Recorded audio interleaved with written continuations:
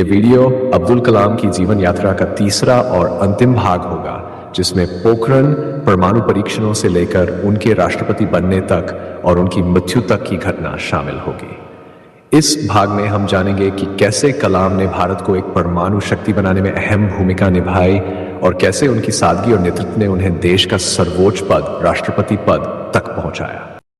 पोखरण, जब भी ये नाम हमारे सामने आता है तो हमारे दिलों में गर्व का एहसास होता है।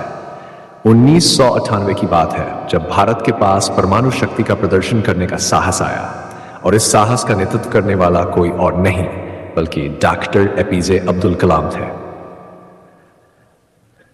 पोखरण की नजरों से छुपाकर गुप्त रूप से परमाणु परीक्षण की योजना बनाई गई। आप सोच सकते हैं कितनी कठिन परिस्थितियां होंगी। चारों ओर सख्त निगरानी थी, लेकिन कलाम और उनकी टीम ने एक एक कदम बहुत सावधानी से उठाया। सब कुछ गुप्त, हर फैसला महत्वपूर्ण, और सफलता के लिए एक रास्ता, धैर्य और परिश्रम। 11 मई 1998 यह वही दिन था जब भारत ने पोखरण में 5 परमाणु बमों का सफल परीक्षण किया। ऑपरेशन शक्ति के नाम से यह मिशन इतिहास के पन्नों में दर्ज हो गया। जैसे ही परीक्षण सफल हुआ, धरती हिल गई, आसमान में धुएं का विशाल गुबार छा गया। लेकिन यह सिर्फ विस्फोट नहीं था, यह भारत की शक्ति का प्रदर्शन था। दुनिया देख रही थी। डॉक्टर कलाम ने देश को गर्वित किया और उन्हें मिसाइल मैन से अब परमाणु मैन के रूप में भी पहचाना जाने लगा। पोखरण के बाद कलाम की यात्रा ने एक नया मोड़ लिया। एक वैज्ञानिक जिसने अपने जीवन को देश की सेवा में लगा दिया था, अब देश के राष्ट्रपति बनने जा रहा था। क्या आप सोच सकते हैं, एक साधारण परिवार से निकले व्यक्ति का यह सफर। जब 2002 में उन्हें राष्ट्रपति पद के लिए नामांकित किया गया तो पूरा देश गर्व से भर गया। हर कोई यह मान रहा था कि देश के सर्वोच्च पद पर बैठने वाला यह व्यक्ति हर दिल का प्रिय है, और ऐसा हुआ भी। डॉक्टर एपीजे अब्दुल कलाम सर्वसम्मति से भारत के 11वें राष्ट्रपति बने। वह राष्ट्रपति भवन में भी वैसा ही सादगीपूर्ण जीवन जीते थे जैसे उन्होंने पहले जिया था। उन्होंने राष्ट्रपति भवन के दरवाजे सभी के लिए खोल दिए। विद्यार्थी हों, युवा हों या फिर बड़े बुजुर्ग, सभी से मिलना उनकी प्राथमिकता थी। वह हमेशा कहते थे, सपने वो नहीं होते जो हम सोते समय देखते हैं, सपने वो होते हैं जो हमें सोने न दें। क्या आप सोच सकते हैं ये बात कितनी गहराई तक जाती है। उनका पूरा राष्ट्रपति काल 5 साल तक चला, लेकिन यह केवल एक औपचारिक पद नहीं था।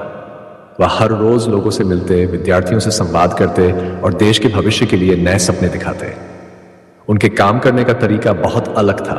वह एक नेता नहीं बल्कि एक मार्गदर्शक की तरह थे, और इसीलिए उन्हें जनता का राष्ट्रपति कहा जाने लगा।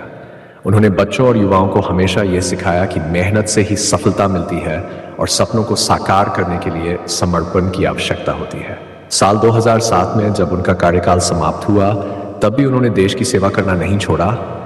वह लगातार विश्वविद्यालयों में व्याख्यान देते रहे, युवाओं से मिलते रहे और हमेशा उन्हें प्रेरित करते रहे। उनका जीवन हर किसी के लिए एक प्रेरणा था, लेकिन हर महान यात्रा का अंत होता है।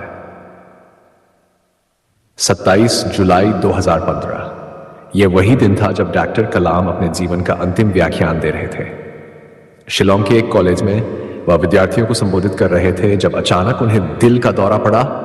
उनके चेहरे पर उस समय भी वही मुस्कान थी जो हमेशा होती थी, लेकिन इस बार वह मुस्कान आखिरी बार थी। उन्हें तुरंत अस्पताल ले जाया गया, लेकिन डॉक्टर उनकी जान नहीं बचा सके। देश ने अपना एक अनमोल रत्न खो दिया था। उनकी मृत्यु ने पूरे देश को झकझोर कर रख दिया। हर किसी की आंखें नम थीं और दिलों में एक खालीपन था। लेकिन डॉक्टर एपीजे अब्दुल कलाम का जीवन और उनकी शिक्षाएं आज भी हर भारतीय के दिल में जीवित है। उन्होंने सिखाया कि सादगी, मेहनत और सपनों का पीछा करने से कोई भी ऊंचाई हासिल की जा सकती है।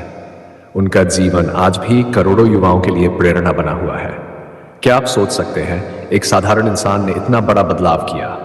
यही असली नायक होते हैं, जो दूसरों को भी सपने देखने और उन्हें पूरा करने की प्रेरणा देते हैं।